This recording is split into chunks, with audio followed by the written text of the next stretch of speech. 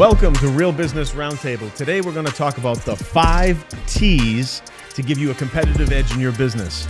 We're going to break it down into 5 easy sections to learn how to keep your clients from going to what's, let's say a competitor or someone else trying to sell them a similar solution. So we're going to give you an easy guideline on things you should pay attention within your business to give you that edge. I liked that opener. That was a good one. You like the 5, that was good.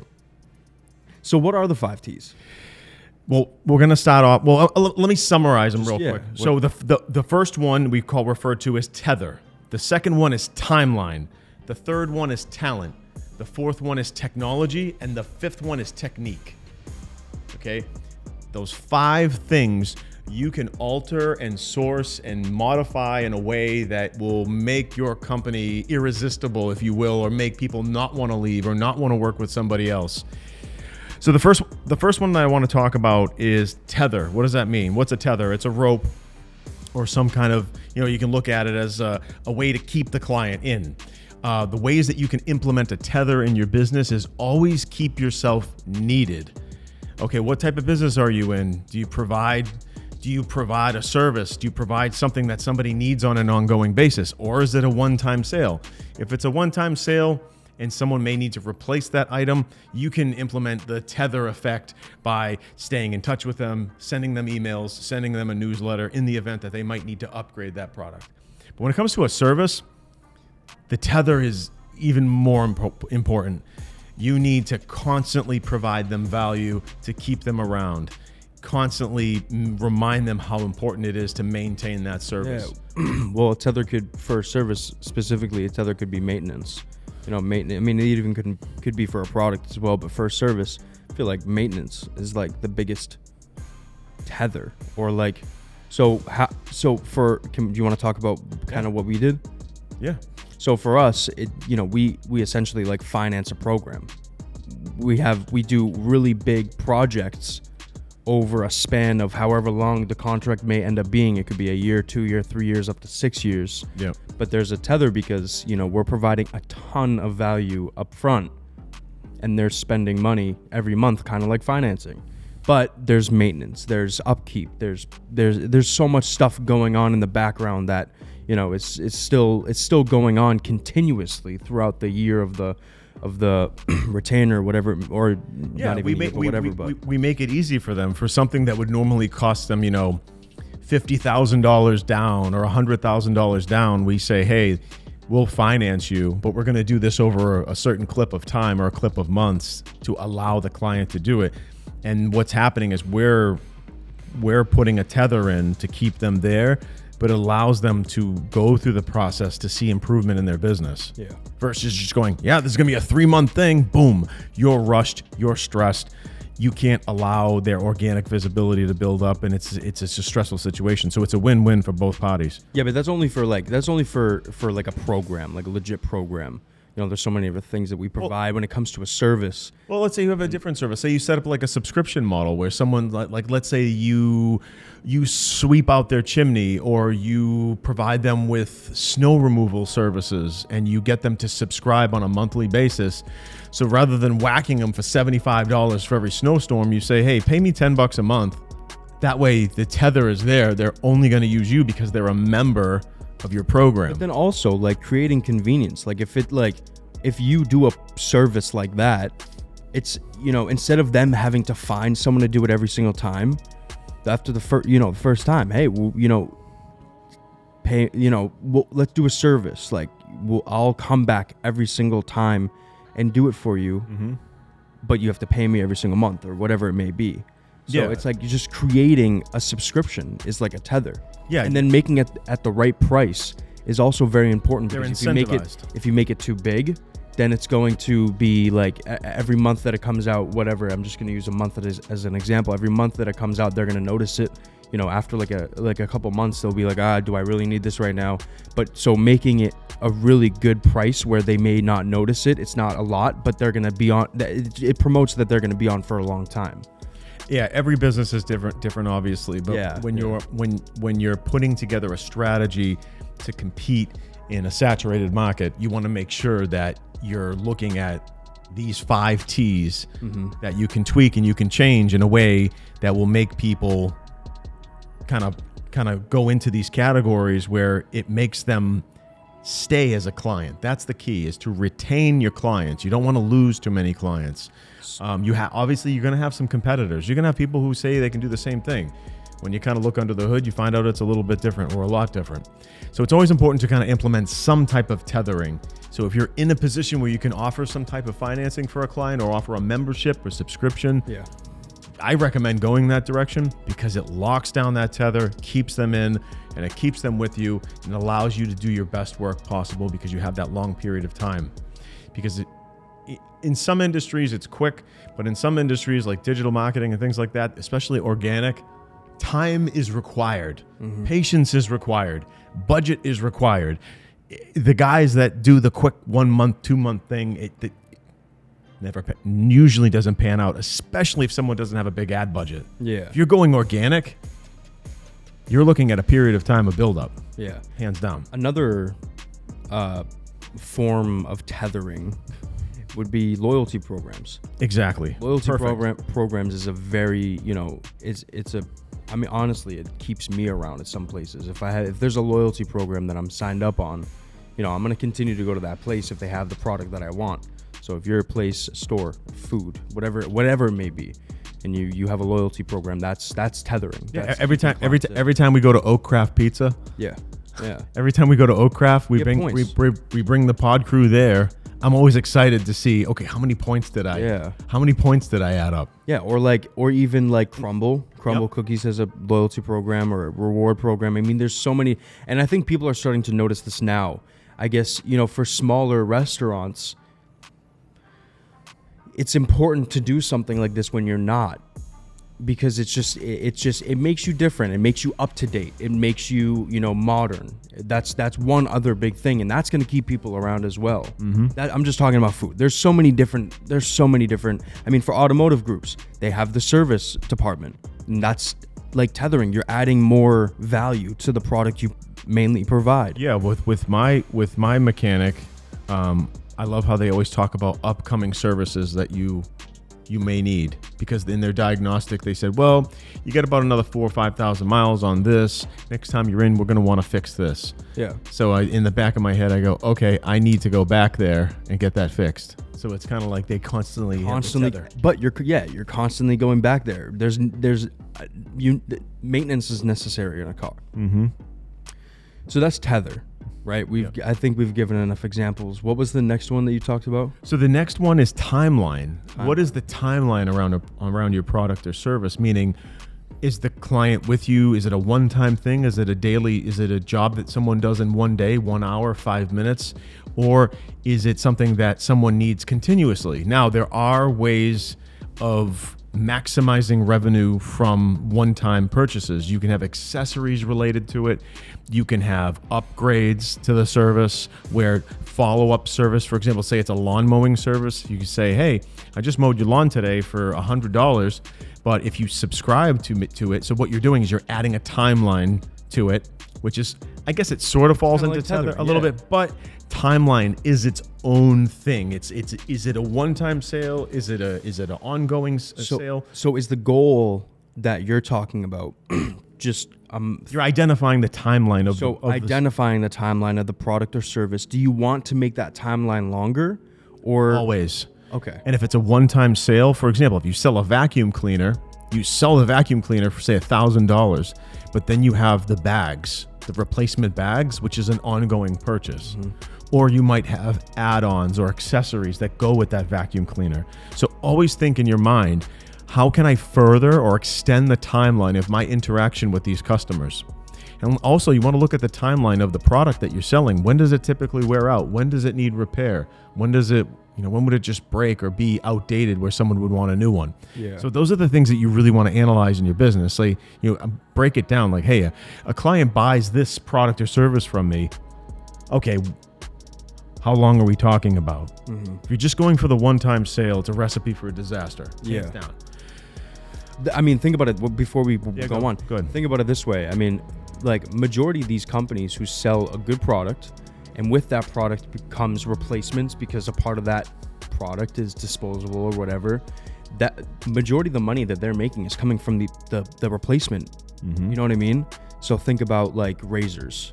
Like they're not making money off the thing, you know, the thing that holds the razor. The handle, The handle. They're not making money off the handle. Even though that's the main product, they're making money off the actual razors. Think about Swiffer. You buy the Swiffer and then you have to keep replacing the pads. I mean, it literally, like there's so many different businesses. If you really, you know, pay attention, Swiffer makes all their money off the pads. I guarantee it.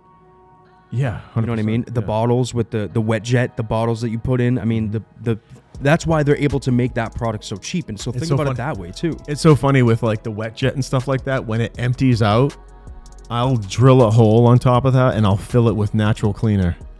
Really? All organic, chemical-free cleaner. Because like, well, if you have pets, they say you got to be really careful about pets licking that stuff up. So I'm like, if it's not good for pets, it's not good for me. So let me just, you know, bore a hole in there and just fill it up with nice natural juice. So what about like, it's interesting. So like, for some reason now I'm thinking about like cleaning products.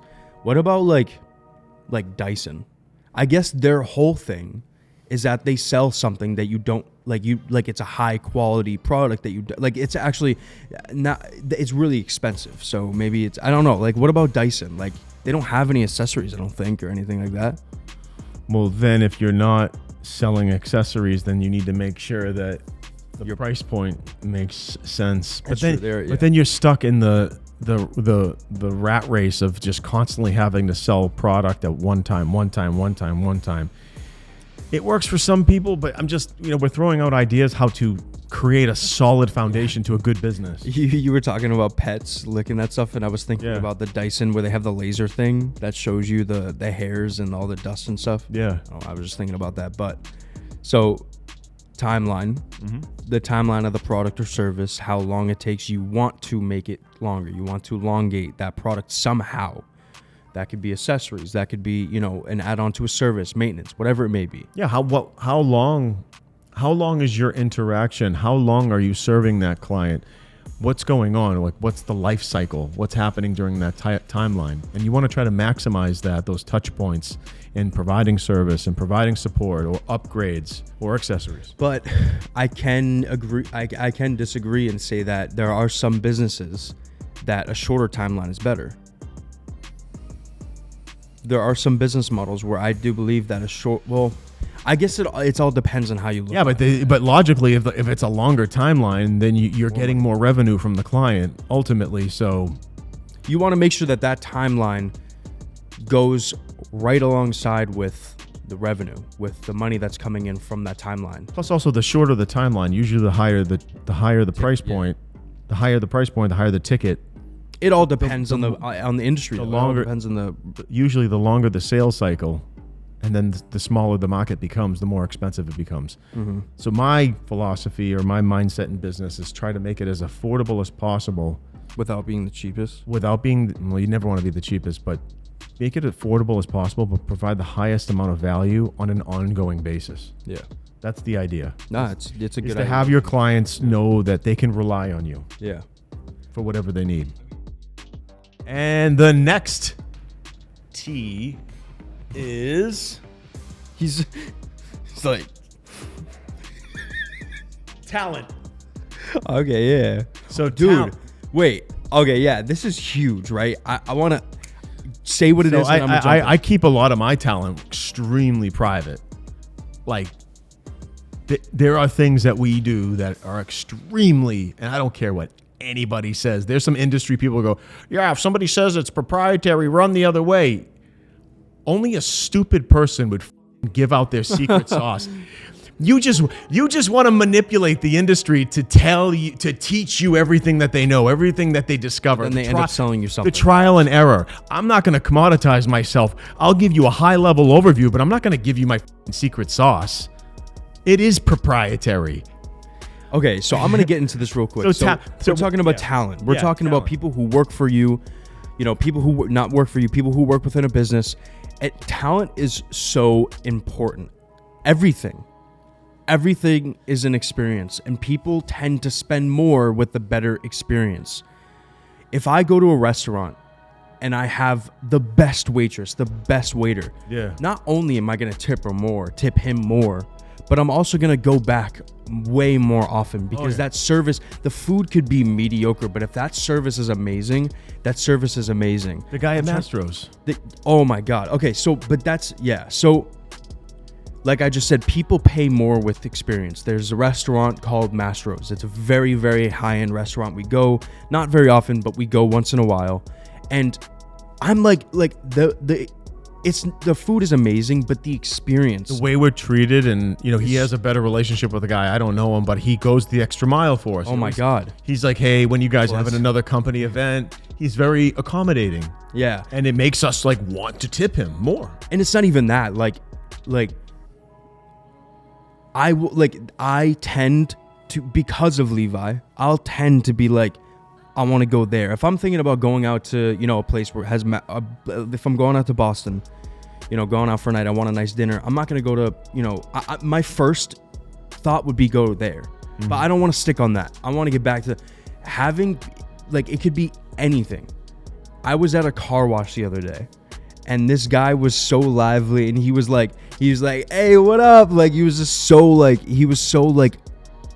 enthusiastic, and he was having fun doing it. Yeah. And it was just like, I'm not going to stop going there. Like, I'm going to continue to go there because that guy was just, it was so, he was so much fun. He made me happy being there. Mm-hmm. And it is so important. It is important when it comes to a service, hiring high quality employees, high quality talent, but then it is also extremely important for the food industry, for any service, any immediate service industry, like car wash, like food.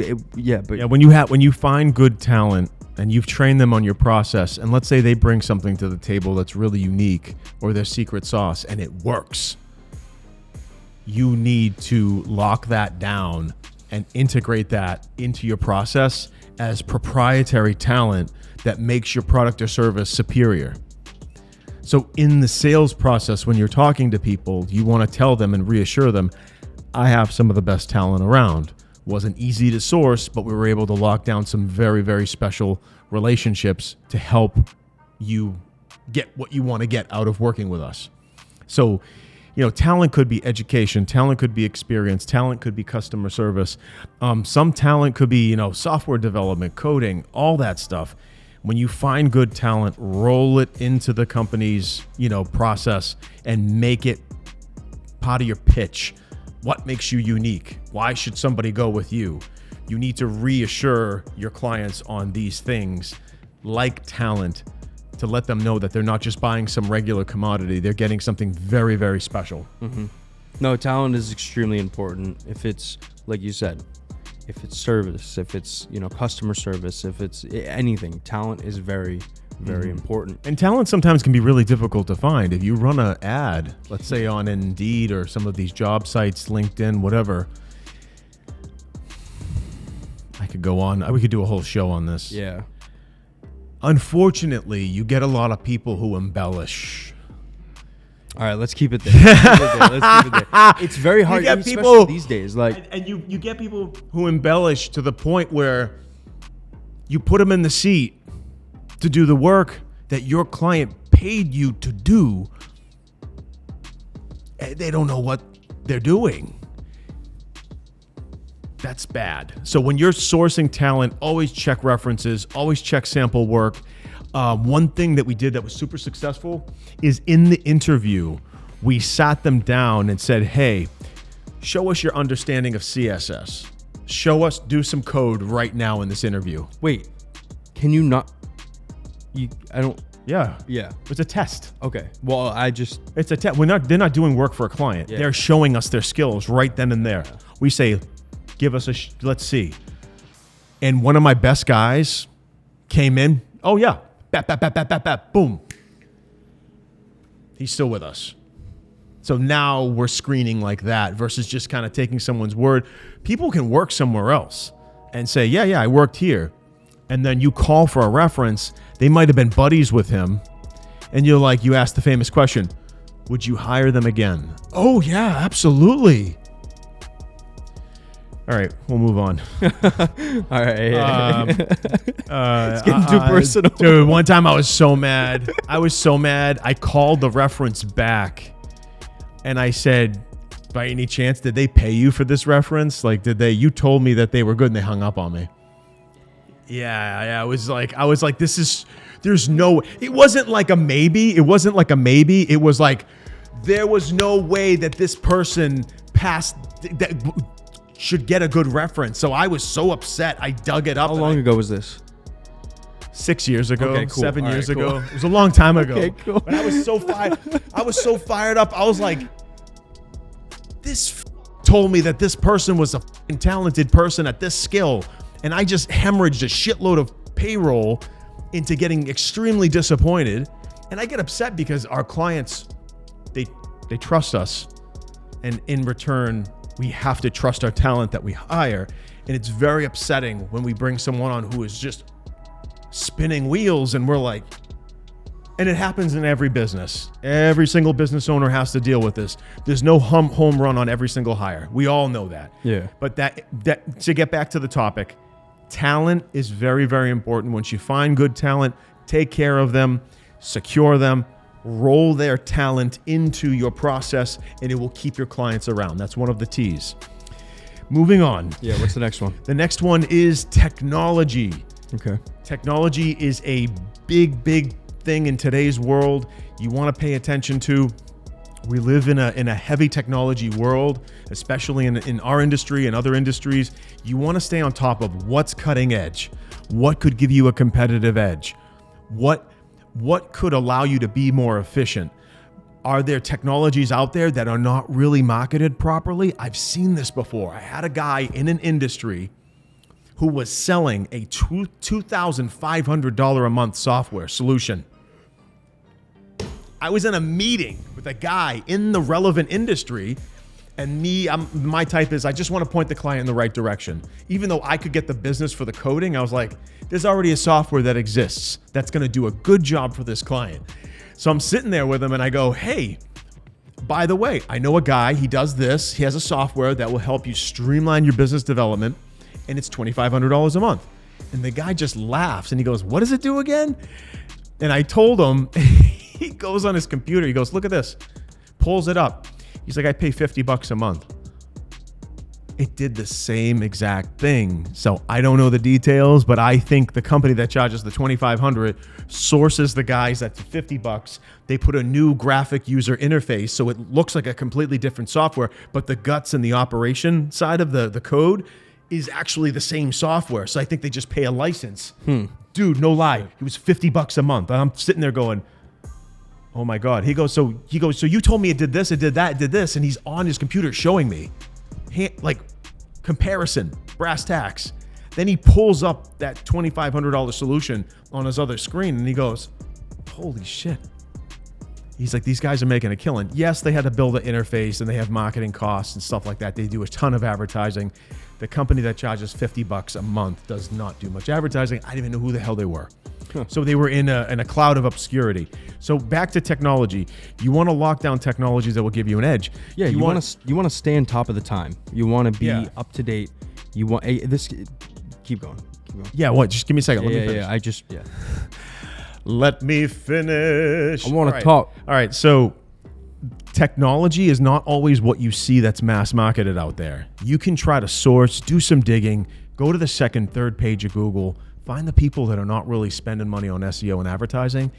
Chances are you have a very talented software development team that's really good at software development, but they suck at advertising. You can partner up with them, roll their tech into your offering seamlessly at a very affordable rate. Now with technology, you have made your product or service way better. It's a reason why people will want to work with you. We've been scouted out. Like we've had people go, yeah, I'm going to talk to other vendors that do what we do. They'll come back and go, no one can touch your talent. No one can touch your technology. No one can touch this. No one can touch that. Everybody wants a humongous down payment or whatever the roadblock is. And they'll come to us and they'll go, yeah, we have to sign up with you because of this technology. Yeah, another one of the things that we go by is that we provide what the big guys, the big corporate guys provide, but at a better cost. Well, True. I mean, actually, now I'm taking back because we have shit that no one else has. Yeah. So it's like, Hold on. All right. So yeah, when we talk about technology, we're talking about things that will aid and assist the efficiency and deployment and delivery to the product. Towards the product or service you're providing your client. So anything that can give your client that edge of efficiency and I guess you could say satisfaction, where you're technology driven, that's one barrier of entry that will prevent your competitors from coming in and saying, I can do the same thing. You always want to de-commoditize yourself, because commoditization is the death of any business. Moving on. Next is technique.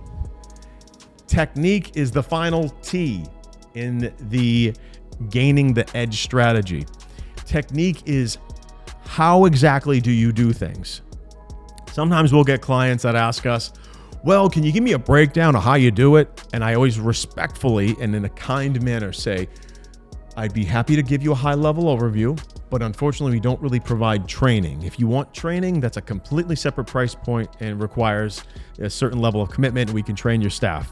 But every once in a while, we get someone who tries to look under the hood a little too deep, and they're just trying to commoditize you, commoditize you to compare you against the knuckleheads that they're looking at. The magician doesn't give away his secrets. Yeah. Like if we were to go to anyone, if it's a service that we provide that is that's not that, let's say advertising, right? Like let's say like just managing advertising. We have processes that are proprietary that we have tested and analyzed and figured out that is the best way to advertise to certain, categories of business.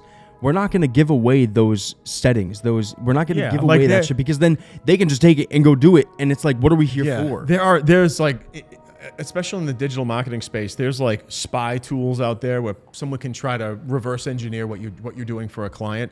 And we've actually retained talent with a technique that was able to sort of block that from people seeing that.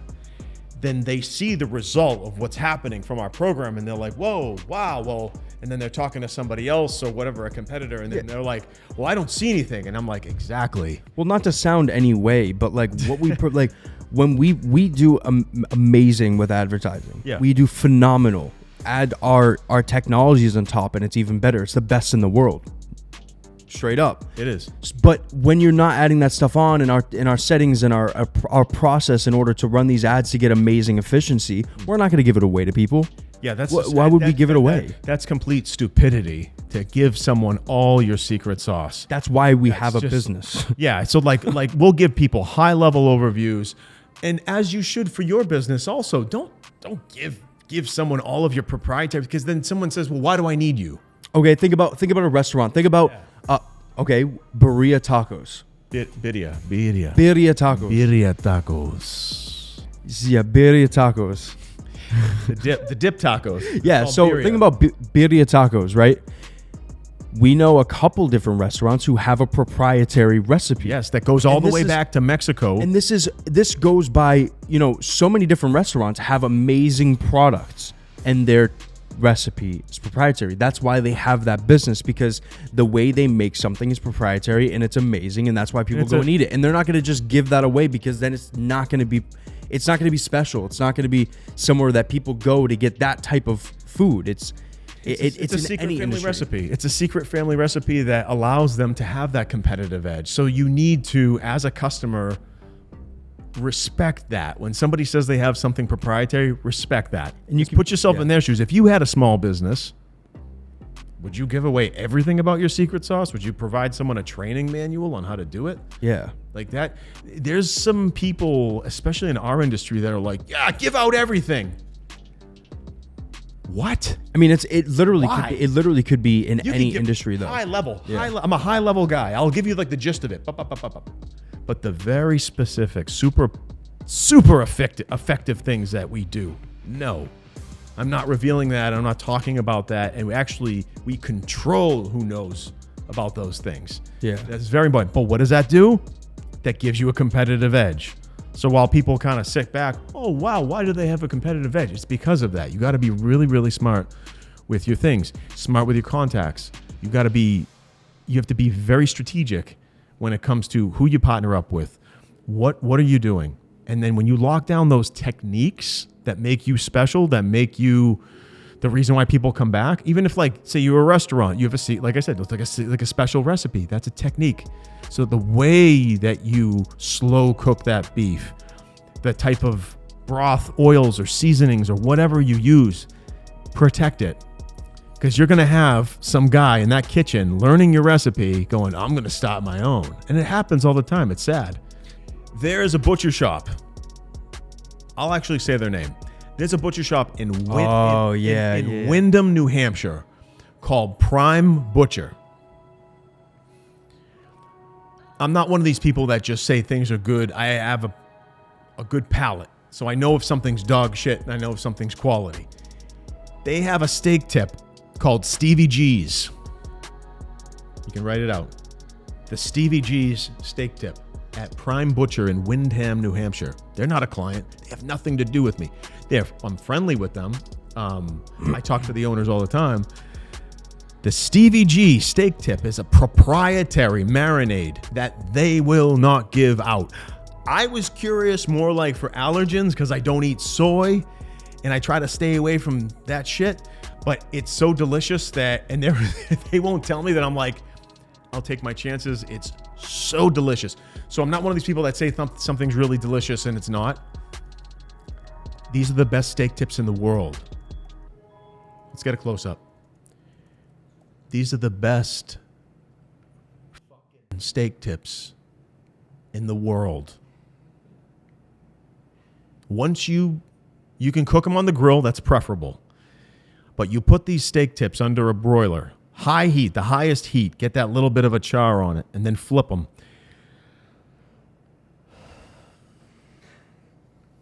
I got to take a moment. Are you going to cry? These are insane steak tips.